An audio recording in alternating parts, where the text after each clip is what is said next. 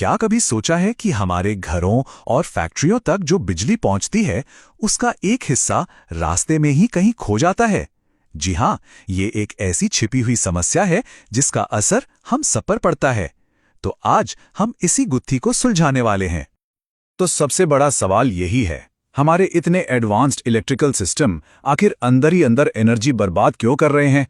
इस सवाल का जवाब ही हमें इस पूरी कहानी की जड़ तक ले जाएगा। और इस सारी बर्बादी के पीछे जो असली विलेन है वो है खराब पावर फैक्टर।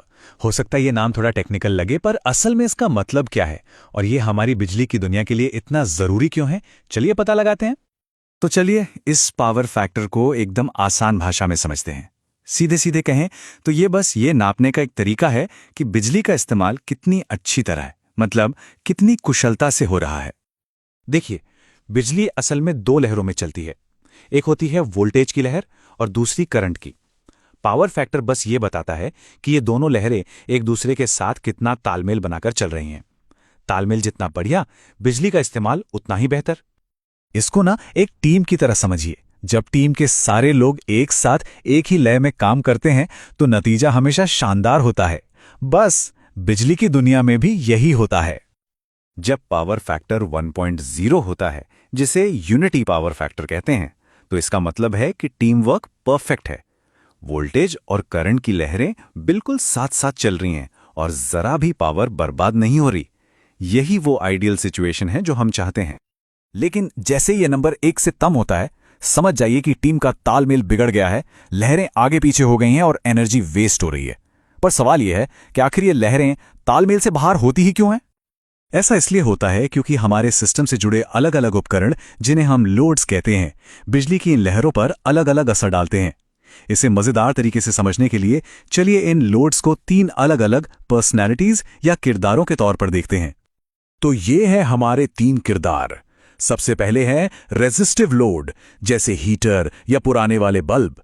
ये एकदम परफेक्ट टीम प्लेयर हैं, वोल्टेज और करंट को हमेशा साथ रखते हैं और हमें मिलता है 1.0 का पावर फैक्टर। फिर आते हैं इंडक्टिव लोड, जैसे मोटर और पंखे। ये थोड़े कह सकते हैं सुस्त हैं, ये करंट को वोल्टेज से पीछे कर देते हैं। और आखिर में है कैपेसिटिव लोड, जो कुछ ज्यादा ही जोश में रहते हैं और करंट को वोल्टेज से आगे भगा देते हैं।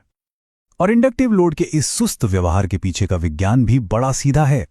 मोटरों के अंदर जो कॉइल्स होती हैं ना, वो करंट में होने वाले बदलाव को पसंद नहीं करती, उसका विरोध करती हैं। इसी चक्कर में करंट थोड़ा सा पीछे रह जाता है। अच्छा, तो इन 3 किरदारों में से हमारी असल दुनिया के इलेक्ट्रिकल सिस्टम पर किसका राज है?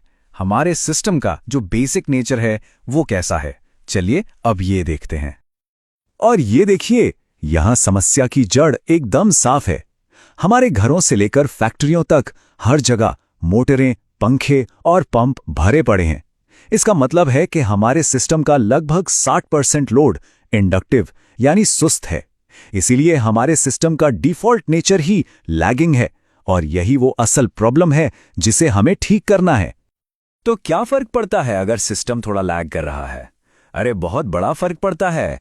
इसका सीधा मतलब है ज्यादा एनर्जी का नुकसान, इंडस्ट्रीज के लिए बिजली के भारी भरकम बिल और इस फालतू के बोझ को ढोने के लिए ज्यादा मोटे और महंगे तार और ट्रांसफॉर्मर लगाने पड़ते हैं। तो अब जब हम विलन को जान चुके हैं तो हीरो से मिलने का वक्त आ गया है। और हमारी इस कहानी का हीरो है कैपेसिटर, जिसके पास इस पूरे असंतुलन को ठीक करने की ताकत है। और इसका सॉल्यूशन ना बहुत ही कमाल का है। अगर सिस्टम में सुस्त इंडक्टर्स की वजह से बहुत ज्यादा लैग है तो हम क्या करेंगे? हम एक विरोधी ताकत को ले आएंगे। यही काम आते हैं हमारे अति उत्साही कैपेसिटर, जो करंट को लीड कराते हैं, मतलब उसे आगे की तरफ खींचते हैं। एक दूसरे का असर खत्म। तो होता यह है कि जब हम सिस्टम में कैपेसिटर लगाते हैं तो उनका अति उत्साही स्वभाव इंडक्टर के सुस्त स्वभाव को बैलेंस कर देता है। ये बिल्कुल वैसा ही है जैसे आप उस सुस्त करंट को एक धक्का दे रहे हो ताकि वो वापस दौड़कर वोल्टेज के साथ लाइन में आ जाए, और बस टीम वर्क फिर से कायम हो जाता है और सिस्टम एफिशिएंट हो जाता है। असल दुनिया में, खासकर बड़ी बड़ी इंडस्ट्रीज में, ये काम ऑटोमेटिक पावर फैक्टर करेक्शन यानी एपीएफसी पैनल करते हैं। ये बड़े स्मार्ट डिवाइस होते हैं जो खुद ब खुद पता लगा लेते हैं कि कितना सुधार चाहिए और उसी हिसाब से कैपेसिटर को सिस्टम में जोड़ते या हटाते लेते हैं। तो इस पूरी बातचीत के बाद सवाल ये उठता है कि एक परफेक्ट पावर सिस्टम असल में दिखता कैसा है और इससे हमें क्या हासिल होता है। परफेक्ट पावर का सीधा मतलब है कम बर्बादी, कम लागत और एक ज्यादा कुशल दुनिया। तो पावर फैक्टर को समझना सिर्फ कोई इंजीनियरिंग की बात नहीं है, यह असल में हमारे संसाधनों को बचाने और एक बेहतर भविष्य बनाने की तरफ एक बहुत जरूरी कदम है।